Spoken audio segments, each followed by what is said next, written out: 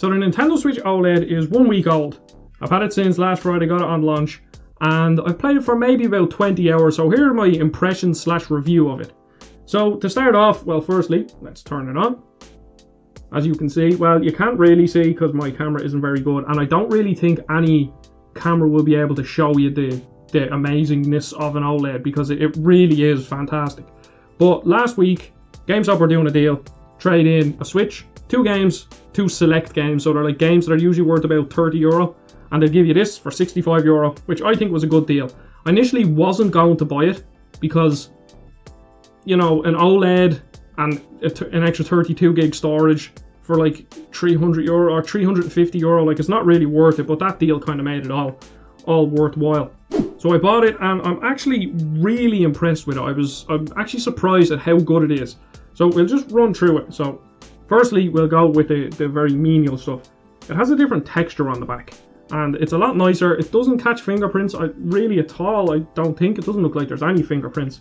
And then obviously we have the kickstand, which if I can open it, it'll be amazing. Here's the kickstand. It's really good. Like, you can literally have it lying flat like this or this, and it doesn't move, doesn't snap off. This is where the SD card goes, like the other Switch. Pretty similar. So I got the white one, as you can see, which is really nice. It goes really well with the PlayStation 5 on my desk. I have some fluff here.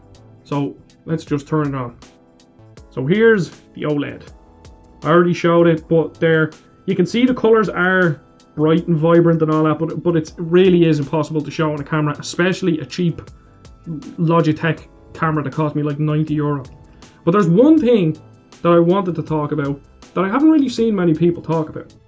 And you know, the OLED looks great with all games, Breath of the Wild, Mario Kart 8. I've tried all these, but the ones that are in different aspect ratios, the black borders are they're nowhere near as noticeable, because on the old Switch it would be like, say, game, kind of a dark grey, and then the black of the bezel. But as you can see here, it's just game and then just bezel, or what looks like a bezel, but it's not a bezel, it's a screen.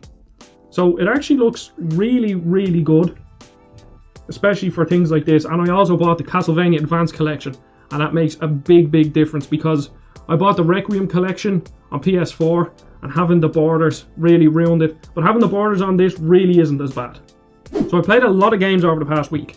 So we went to the typical ones. We have Skyward Sword, Breath of the Wild, Luigi's Mansion 3, which looks absolutely amazing. But then I also played like one game I was really interested in trying out, which I will actually, do you know what? I'll actually launch it now. It's Sonic Mania, because the colours in that game were already fantastic. So I was hoping they'd look even better on the OLED, and of course they do. Because when it comes to an OLED, the colours are just better. I had the PS Vita. The PS Vita screen is leaps and bounds way above what it should have been from, when did that come out, 2012? But, like, just look at them colours. Once again, I don't think any camera, no matter what camera you have, will do it justice, but it's just absolutely fantastic. Now, obviously you can see it has a way bigger screen. Or I'm not sure if it has a bigger screen, or it has less bezel, should I say. It's the same size console. It might be slightly wider by like a couple of centimeters, but I haven't confirmed that. But, or not even a couple of centimeters, even a couple of millimeters. But one thing about it is that it's, and this is going to sound ridiculous, is that it's so much more immersive having a bigger screen, and then the borders are just bezels, if you get me. Because it's like you're just sitting there and it's just a game, that's it. It's really hard to explain, and that's the problem with the OLED. I think it's hard to review, because I think it's only something that you can experience, which is, you know, kind of a bit of a crap thing to say in a review. But from a value proposition, I think if you don't have a Switch and you're looking to buy a Switch, if it means you have to save up for another couple of months, save up and buy the OLED. It's an absolute no-brainer. Obviously, if you're playing it in docked mode, then, you know, it's kind of not worth it, but I do play mostly handheld, so it's worth it for me. On top of that, you have 64 gig storage, which, you know, it's a nice addition, but SD cards are so cheap that realistically it doesn't really make that much of a difference. If you already have a Switch and playing docked most of the time, I wouldn't buy it. But if you have a Switch and you're kind of the cool gamer that wants all the new stuff, like me, because I'm so impatient, then I would buy it, because the OLED really is amazing. this is actually it's kind of changed my mind, because since I have the PS5, so much more powerful. Playing third-party games on that is amazing. But like, I'm playing Darksiders War Mastered Edition here, and I deliberately, even though it cost more money, I went out of my way to buy it on the Switch. Because obviously you have the handheld, which is really nice, but the docked, or the OLED handheld just makes it look so much better. I only have a 1080p monitor, so the difference is night and day. Even playing a game like Rocket League, the colours are really good, even though, you know, I'm big into Rocket League, so the less refresh rate and kind of laggy gameplay just kind of ruins it. But I have actually been playing that. Castlevania Advanced Collection, amazing. But I'm really, really happy with the OLED. It's blown me away, actually. I'm so glad I bought it. And before that, my Switch wasn't getting much use. I was playing a few games, like Skyward Sword came out. I played like 6 hours of it and kind of got a bit bored. But I probably will go back to it.